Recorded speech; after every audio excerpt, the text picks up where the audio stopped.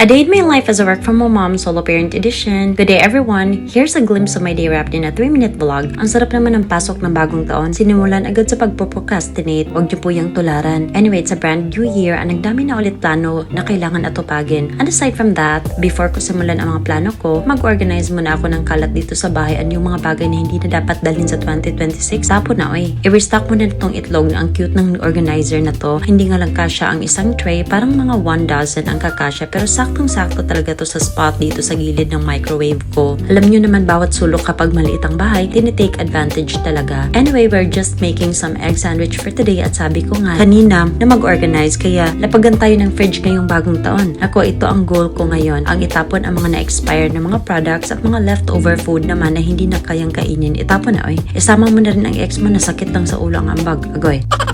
Espiritu ng kasipagan, sapian mo na ako at linisin na natin itong fridge. Umorder nga rin pala ako ng food keeper boxes pero hindi na ako makapaghantay kasi next week pa darating at parang hindi na ako mapakali na binubuksan ko ang fridge ko na ganito ang itsura kaya organize talaga natin to. While I was cleaning up my fridge, I didn't realize na ang dami pala talaga sa inyo ang stuck in a marriage na gustong makawala. I must admit na I was overwhelmed sa mga messages na natatanggap ko about kung sino ang lawyer ko. I will tell you guys soon. I'll ask for the consent muna at baka ma-overwhelm rin sila. Anyway, going back, maiba na nag-share ng experiences na 5 years na nga rin sila wala pa rin decision ang case. This shows kung gaano talaga kabagal minsan ang proseso dito sa bansa natin. There was once a time na nag-usap kami ng client or boss ko about sa estado ko dito sa aking annulment. Dun kasi sa US in 30 days, usually divorce ka na pero tumatagal lang siguro ng up to 60 days kapag may issue sa mga ari-arian or custody ng mga bata. Kaya pro-divorce talaga ako. May mga tao man na ayaw nun, pero please don't deprive others na kailangan ang divorce. Buti na lang rin at hindi ako nagkaroon ng ganyang problema kasi na-mention ko na may bahay ako na hinuhulugan sa pag-ibig. Technically conjugal yung property pero hindi pa talaga ito na turn over sa akin. This is still a property of pag-ibig kasi wala pa naman itong titulo. So we will see how things will go. Ang importante ay moving forward. Kung may mga plano man ako, hindi na ako masistress dahil ang mga documents ko ibabalik ko na ulit sa dati kong last name. Ang mahal naman ng pag-revert kaya isipin mo talaga ng 1 million times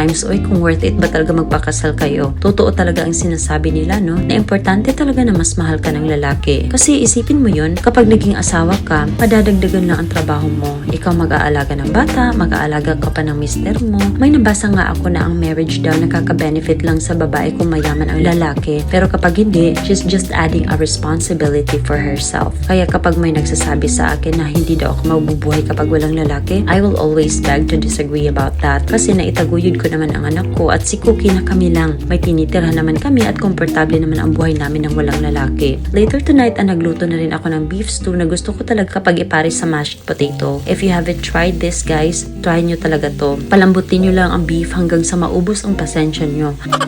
Pinahabaan ko naman ang pasensya ko niyan at mga 3 oras kasi wala naman akong pressure cooker kaya magtiis ako niyan hanggang sa ma-realize kong nakakagutom din pala ang maghintay at nakakapagod din ang maghintay ng ganun katagal. Agoy.